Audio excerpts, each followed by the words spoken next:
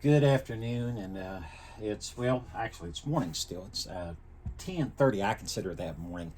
I used to work with this one person, and you'd call good morning, whatever, but if you said good morning or good afternoon before, maybe 1 minute till 12 o'clock at noontime, she would. If you said good afternoon, she'd say you got 1 more minute now. But anyway, we're going to talk about a book that I recently read and I recently really enjoyed, and it's called The Foxfire Book of Appalachian Women. The Foxfire Book of Appalachian Women: Stories of Landscape and Community in the Mountain South. Edited by Cami Ahrens. And it's a very good book. I really enjoyed it. Let's see if I can get you a closer look.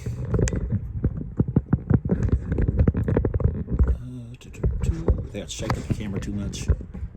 But there it is, folks, for Book of Appalachian Women. Stories of Landscape, Community in the Mountain South. I really enjoyed that book. I enjoyed every single story in there. It was very good, very well laid out. And these students from Foxfire, these college students, they got all this together. They went out there and they interviewed these people, and it was just amazing. I'm going to say I think each generation we're losing our heritage. We're losing our heritage little by little, because we're not listening to our elder generation. Let's try to preserve their stories. Let's try to preserve their ways. The book talked a lot about gardening and canning food. And that was something, my mom always, I grew up, every year we canned tomato juice. Every year. We still do that. When we have lots of tomatoes come in, we can tomato juice. Matter of fact, we have some right now canned. And we'd always can tomato juice. We'd use them in soup. Just good to drink, tomato juice is. But, it's something that's unique, and it's something that we need to preserve. I've got a couple of neighbors and family members. They love canning stuff. I know one guy, he's got his whole basement full of canned goods that he had canned throughout the years and throughout the every season. Sorry about that, drop my ink pen, but every season. And but it's just something amazing to me, and it's something we certainly don't want to lose. We want to use that resource. So there's books out there about that. We may even get into books about that teaches you them techniques. But anyway, this is Foxfire Book of Appalachian Women, and like I said, it talks a lot about their gardening and stuff. This will be a very good gift for an elderly person, maybe your grandma, grandpa, grandma specifically, that would enjoy this book. So consider getting it. I checked this in the library. My version that I got out of the library, really enjoyed it. There's a couple of statements in the book that are really, for time's sake, I could only pick out just a few statements out of the book. I couldn't pick out like all kinds of statements. I had to just pick out just a few. But this first statement is from Beulah Puri, and she lived from 1896 to 1889. And just as a little simple statement that caught my eye, it says, "The first thing when I get up of a morning that I want to do is get to a door or a window and look out. I stand there and thank the Lord for being able to see that beauty one more time. We have so much to be thankful for." And that right there, that caught my eye when I seen that phrase. And, you know, we do have so much to be thankful for. But to Beulah, when she woke up of a morning, she wanted to get to a door, or she wanted to get to a window and look out and just, you know, I tell you what I love to do of a summer. I love getting my cup of coffee and heading to the front porch.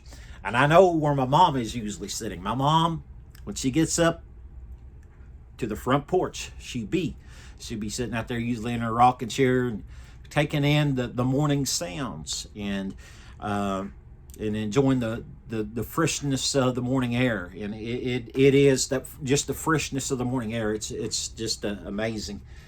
But to Beulah Perry, she enjoyed that. She enjoyed getting up of a morning and looking out and thanking the Lord, being thankful to Him. So I thought that was a very good statement there. This other statement is from Carrie Stewart from Franklin, North Carolina. This is also in the book of Foxfire Women. All these statements is in this book. But this statement here really, I really loved what it said. Carrie Stewart, Franklin, North Carolina, said, "My religion is more important to me than all this house, buildings, and things. My life, the way I live, means more to me than anything around earth. Because this life is here, but when this life ends, your soul has got to go somewhere. It's either going to go where there's happiness or peace. It's going to go to hell. If you knew when you was going to die, that would be another thing.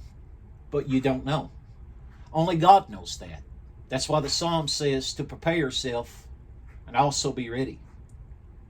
Because you don't know when death's coming, you can be going along thinking you're all right, and all of a sudden drop dead right there. If you lived a kind life, where's your soul going? It's nice to have a good time, but always put God first in everything you do."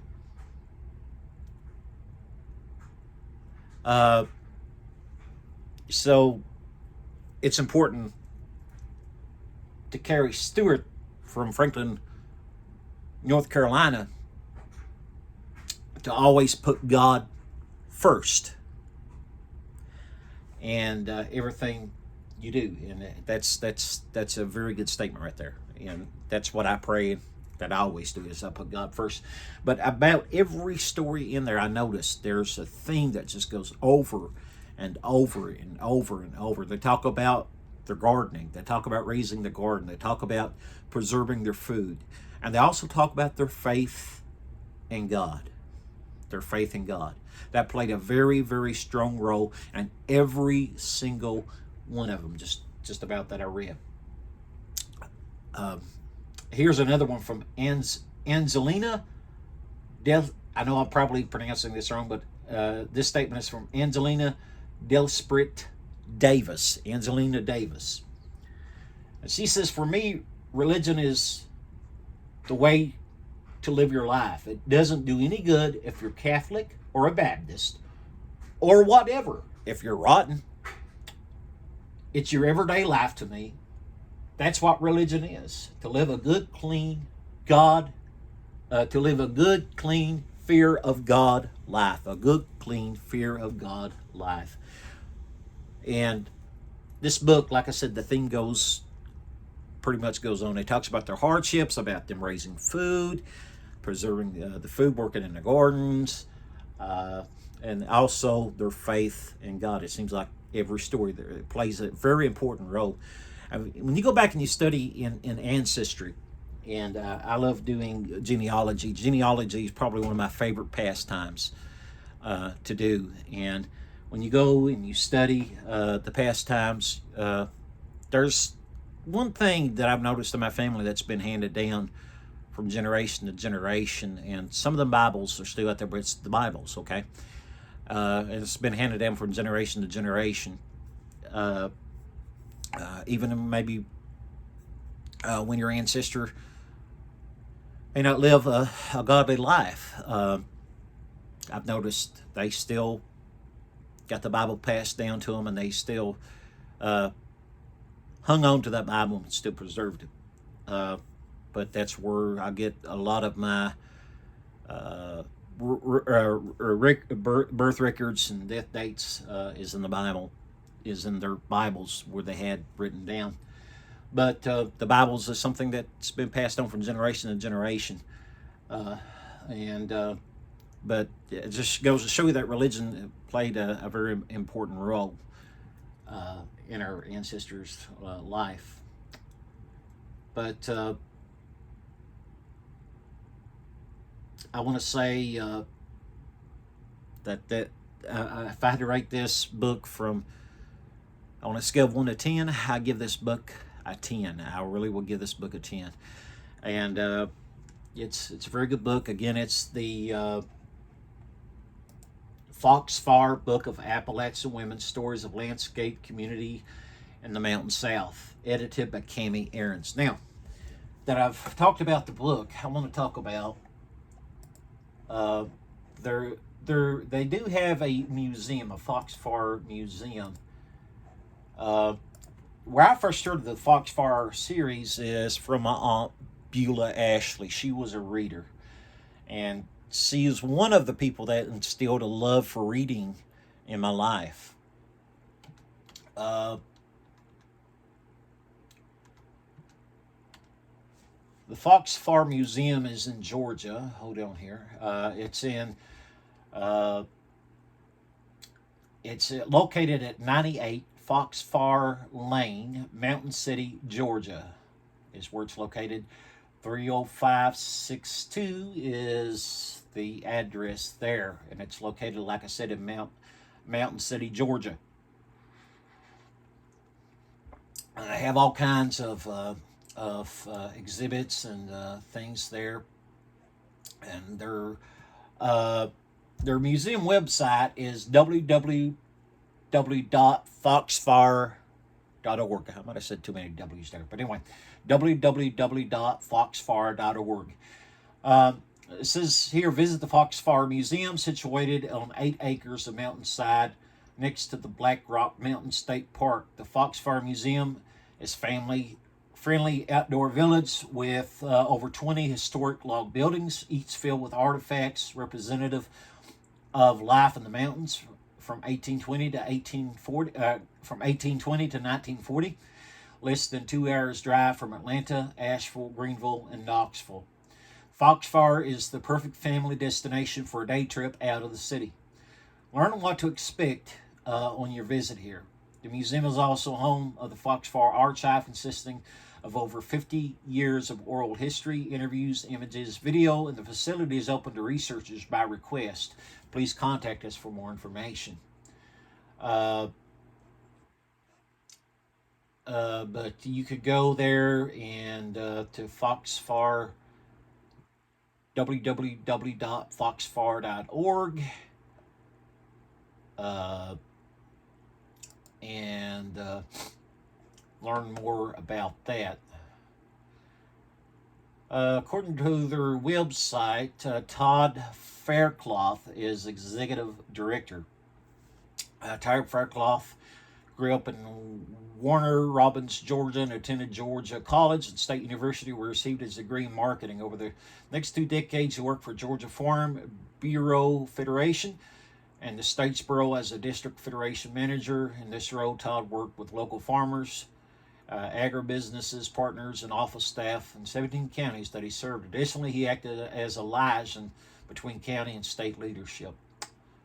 After relocating to Reuben County in 2020, he worked as a partner relationship manager with Four Seasons Hospice in Western North Carolina. He brings administrative experience and community engagement to our team.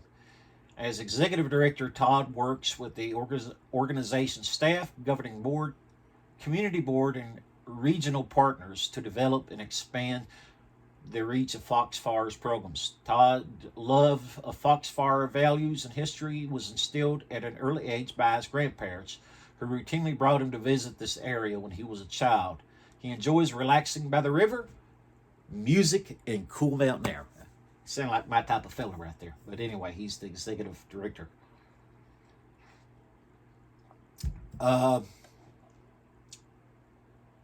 Barry Stiles is museum director. Kimmy Ahrens, and she's the one that actually uh, edited this book, Foxfire book, that we are talking about. Uh, they also have a magazine. Didn't even know they had a magazine. Well, we may have to look into that on a future episode.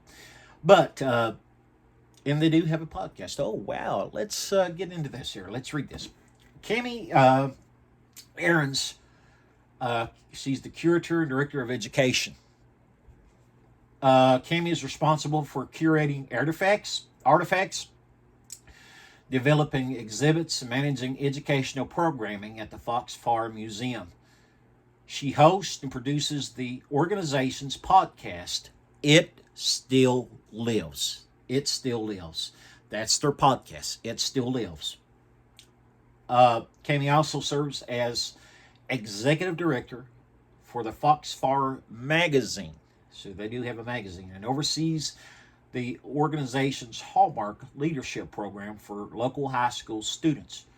Originally from the St. Louis area, Cami attended the University of Nebraska Lincoln for graduate school, completing a master's in historical archaeology before relocating to Georgia.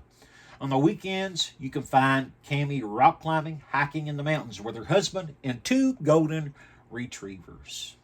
Sounds like a family person and a very caring person. And she's, like I said, curator and director of education there at Foxfire. So I think that is just wonderful. Let's see, where would you go to? Okay, Foxfire magazine is right here. Okay,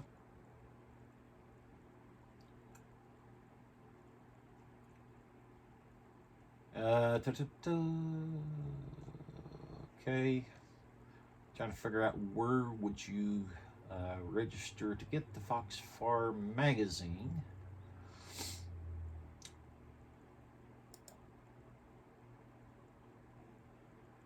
And it looks to me like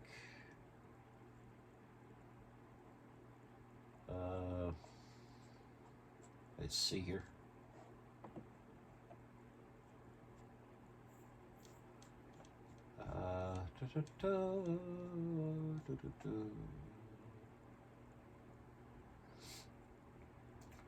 Volume 1, number 1. Let's see.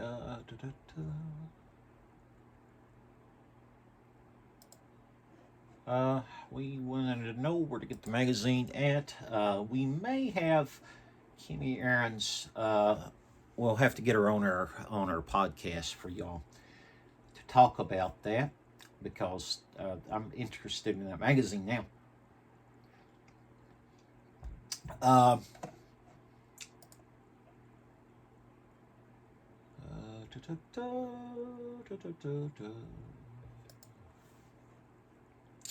You can go to their website, and I'll turn it around here. Well, probably can't. Oops, sorry about that. I'll put you right back up. You can go to their website, and there's tabs. Again, www.foxfire.org. And there's different tabs. Under the Learn is where you find the Foxfire magazine, events, heritage skills, classes, journal, and the podcast. If you click on podcast, it will tell you a little bit about the podcast, and looks like It Still Lives, Season 5, Episode 2. Looks like it's published about once a month, from my understanding. And my daddy's gone on, my grandfather. Yeah, you can listen to it there on their website. So very, very interesting, and I would really encourage you to go check them out.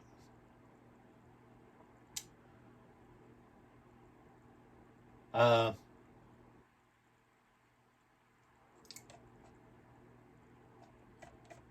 got a lot of unique stuff up on their website, and one thing about their website is it looks like they keep it really updated, and I love that in a website.